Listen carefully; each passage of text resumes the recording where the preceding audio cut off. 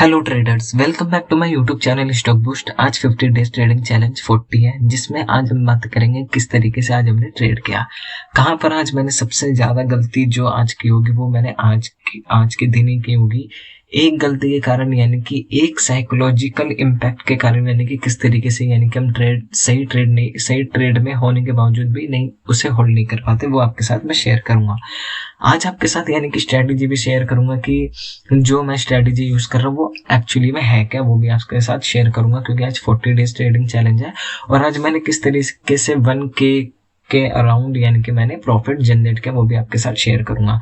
आज मार्केट का मोमेंटम देखें तो आज क्या था मोमेंटम, यानी कि दोनों साइड में ट्रेड मिला होगा आपको, अप साइड पे भी और डाउन साइड पे।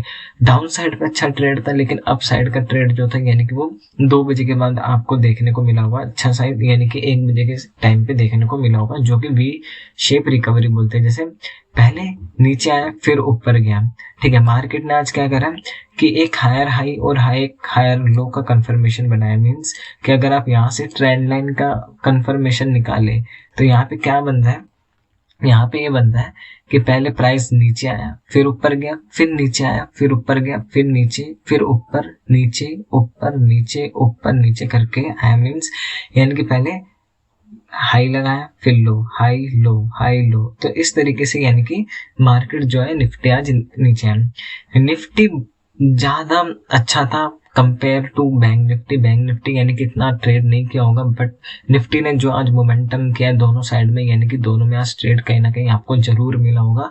मेरे को पी साइड में भी अच्छा ट्रेड मिला था और पी साइड और सी साइड दोनों साइड मिला, लेकिन जब मेरा पहला प्रॉफिट निकल के आया तब मेरे माइंड में एक ये रह गया था कि हाँ भाई ये मेरा प्रॉफिट निकल के आ चुका है, अब मैं इसको लॉस नहीं करवाना चाहता। यही सबसे बड़ी गलती रही जिसके कारण यानी कि मैं बड़ा प्रॉफिट बुक नहीं कर पाया, और कितनी अपॉर्चुनिटीज यानी कि जो थी यानी कि वो मैंने छोड़ी, वो भी आपके साथ शेयर करूंगा।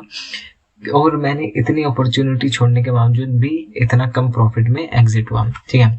तो पहले हम बात कर लेते हैं यहाँ पे क्या हुआ कि निफ्टी थोड़ा टाइम लिया। यहाँ पे क्यों लिया, क्योंकि यहाँ पे कहीं ना कहीं सपोर्ट था। जैसे ब्रेकआउट आया तो यहाँ पे हमें 3-4 कंपनी को और देखना पड़ता है, यानी कि रिलायंस, निफ्टी आईटी, एचडीएफसी और एसबीआई और एचडीएफसी किसको संभालते हैं, पूरा का पूरा बैंक निफ्टी को। रिलायंस और निफ्टी आईटी यानी कि निफ्टी को संभालता है। तो इसलिए यानी कि मेरा ध्यान इन चारों स्टॉक्स पे था।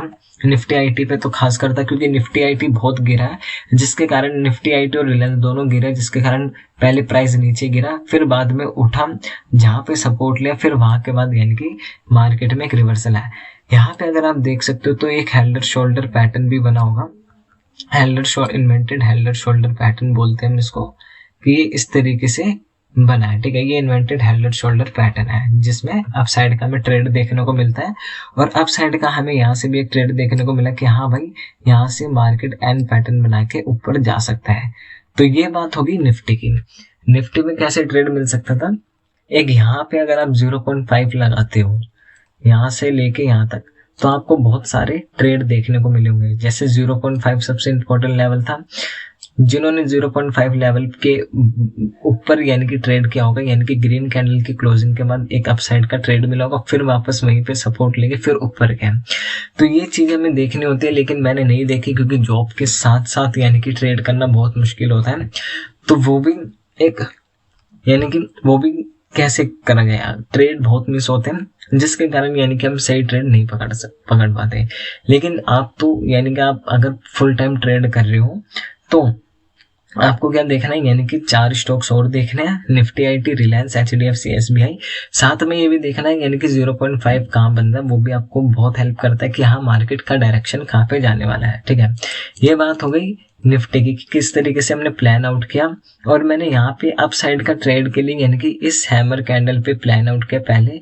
इससे पहले यहाँ पे कंफर्मेशन मिल चुका था, क्योंकि यहाँ पे रिलायंस और निफ्टी आईटी दोनों उठा था, जिसके कारण यानी कि हमें देखने को मिला है कि अप साइड में ट्रेड। अब हम जो स्ट्रेटजी यूज करते हैं वो स्ट्रेटजी क्या है, वो आपके साथ शेयर करने से पहले मैं आपको प्रॉफिट दिखा देता हूँ, कितना प्रॉफिट हुआ है उसके बारे में मैं समझा देता हूँ। आज हमारा प्रॉफिट हुआ 1069। ये अप्रोक्स 4 से 5 हजार का प्रॉफिट हो सकता था अगर 1:2 प्रॉपर ढंग से या 3 भी रखता तो आराम से हमें ट्रेड देखने को मिल सकता था। सबसे पहला ट्रेड मैंने ये वाला किया था 527 रुपए का, जिसमें एक लॉट से मैंने ट्रेड किया था। ठीक है, एक लॉट से ट्रेड किया था, इसमें 1:2 निकल के आया। फिर दूसरा ये वाला ट्रेड ने इसने मेरे को डेंट दिया, इसने डरा दिया। क्यों? पहले इसमें मैं प्रॉफिट में था 300-400 रुपए पॉइंट, ठीक है, जो सी साइड है। इसमें मैं कोस्ट टू कोस्ट यानी कि प्रॉफिट से लॉस के बीच में आ गया, जिससे ये मेरे को बहुत बड़ा एक डेंट की तरह लगा। फिर इसके बाद मैंने एक ये छोटा स्कैल्प मारा, फिर ये स्कैल्प मारा, जिससे यानी कि हम 1069 के अमाउंट तक पहुंचे। ठीक है, सबसे पहले मैं दिखा देता हूँ, यानी कि जो पहले जो हमारा था पी साइड 21,000 का पुट, 21,000 के पुट को हम लगाते हैं कितने पे? 21,000 के पुट। ये रहा, ये मेरे को मॉर्निंग में ट्रेड मिल चुका था, 1 मिनट पे ले आते हैं और ट्रेड अच्छा था। मैंने इसको जल्दी एग्जिट कर दिया क्योंकि मेरे को लग रहा था यहाँ से नीचे जा सकता है, क्योंकि कैंडल सी ऐसी बंदी थी। तो यहाँ पे अगर देख सकते हो तो नीचे वी शेप रिकवरी में है, और यहाँ पे मेरे को एक कंफर्मेशन मिला। यहाँ पे कौन सा कंफर्मेशन है? नो विक, यानी कि यहाँ पे कोई विक नहीं है। तो ये नो विक वाली जो मैंने स्ट्रेटेजी बताई है वो है कि नो विक स्ट्रेटेजी। इसमें देखोगे तो इसमें कोई विक नहीं है। ठीक है, इस वीक के ऊपर जैसे हाई ब्रेक के हमने एक ट्रेड प्लान किया, यहाँ पे होल्ड किया, फिर यहाँ तक जैसे ही आया मार्केट मैंने एग्जिट कर दिया। ठीक है, अगर मैं इसको और होल्ड करता तो यानी कि 1:3 मेरे को आराम से देखने को मिल सकता था, और मैं एक ही ट्रेड में यानी कि प्रॉफिट कर लेता बड़ा। ठीक है, अगर आप अप्रोक्स देखोगे तो हमें कितना प्रॉफिट देखने को मिलता है, यानी कि 72 पॉइंट, मीन्स यानी कि 3 से 4 हजार पे यानी कि पहले ही ट्रेड में हमें देखने को मिल जाता मॉर्निंग के। ठीक है, ये पहला ट्रेड मिला मेरे को, जिसमें मैंने एक एंट्री बनाई 1:2 में मैं एग्जिट हुआ। ठीक है, ये ट्रेड था। दूसरा ट्रेड जो मेरे को डेंट दिया हुआ था 20,800 सीई, मीन्स यानी कि 20,800 सीई, आई थिंक ये होगा, हाँ ये रहा। इसने मेरे को डेंट दिया। इसने डेंट कैसे दिया? मीन्स कि क्या हुआ कि सीई का साइड है। ठीक है, 1 बजे के बाद सीई का मोमेंटम आया भी था। इस कैंडल के ब्याह पे मैंने एंट्री भी बनाई थी, इस कैंडल के ब्याह पे, कि इस कैंडल के, इस वाली कैंडल के ब्याह पे मैंने एंट्री प्लान आउट किया था, बट इसमें मैं एंटर नहीं हो पाया। यहाँ तक मेरे को लगा कि हाँ प्राइस थोड़ा टाइम ले सकता है।